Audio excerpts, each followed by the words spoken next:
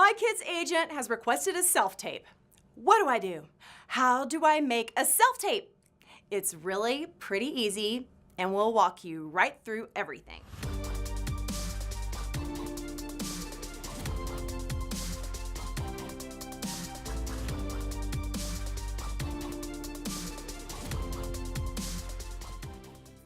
First of all, congratulations! A request for a self-tape is awesome. Just don't panic. Breathe. This will be a fun process. Take a deep breath, smile, and say, yes, we can. Remember, your child will follow your lead. So if you act stressed out, they will be too, and it'll show in their tape. Side note, just so we're all on the same page, there is no actual videotape involved in this process. When we say self-tape, we're talking about making a video file just like you would for YouTube or Facebook or filming your child during field day or something. Okay, a couple of rules about making a self-tape. I've made hundreds of them. I've helped my students make a ton of them, and I've booked actual acting jobs off my self-tapes. So here are some do's and don'ts. Do remember, relax, and do not be nitpicky with your kiddo.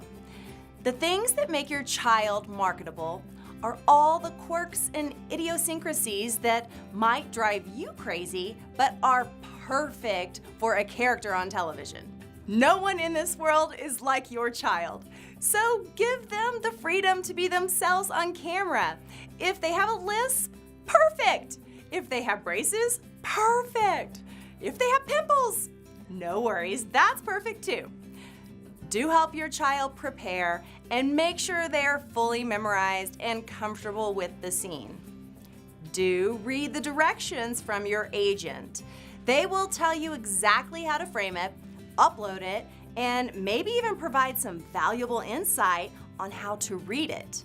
Usually these self-tapes are a scene or several scenes from a script that the producer is looking to cast. The agent's directions will tell you all you need to know. Do use the right backdrop. You don't want anything in the background that will be distracting. Again, refer to your instructions. You can often use a simple sheet taped up to the wall. Make sure the sheet is one solid color, no patterns. White is okay, light gray is even better, like how photographers like to shoot against light gray. Or you can just close some drapes for a backdrop, if they are one solid color and simple. If you are in a hotel room, just find a simple backdrop and just don't sweat it.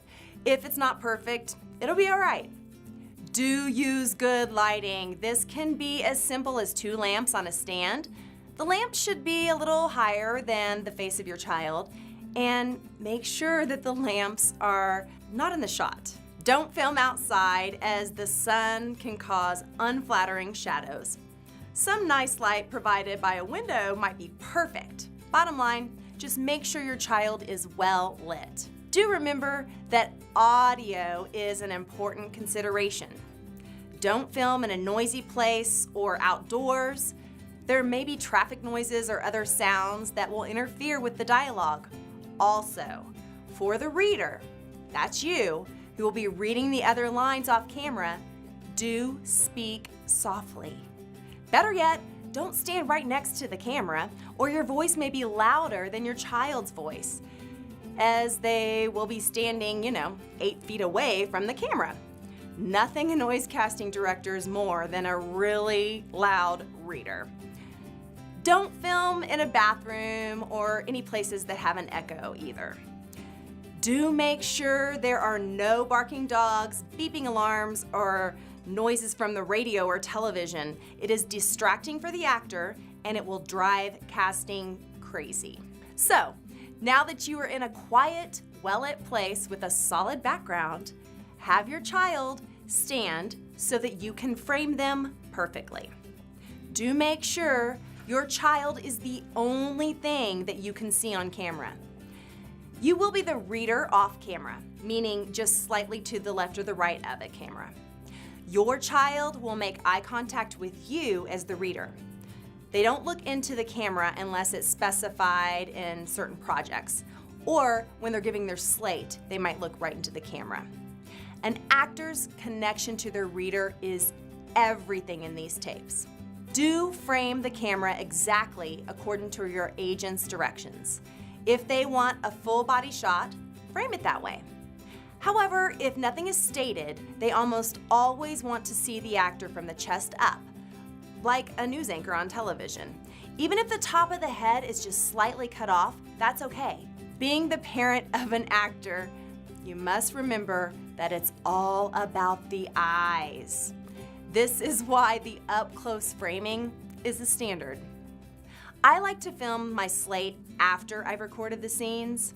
Your agent may want a wide shot for the slate, or have you start close up and then zoom out to a wide. It all depends on the instructions that you're given. If the agent wants a separate video file for the slate, just follow the directions. Do film several takes. Usually it requires 3 or 4 tries to get a really solid take. Play it back and make sure you've got the best possible take with good audio, good lighting, and an amazing performance. Choose your favorite take or takes. Some casting directors want to see 2 different takes. If you send 2 takes, make sure they are 2 different takes with distinctly different choices. Do follow the directions for sending the video files. They will likely have a very specific requirement for naming the files, and they will tell you where to put them.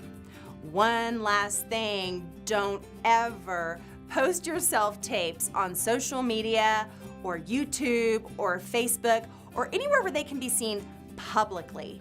Self-tapes are confidential and the scripts are the property of the producer.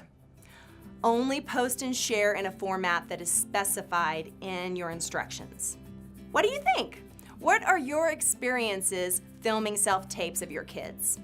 Do you have any tips or advice on what works and what didn't work? Leave your comments below. We'd love to hear from you.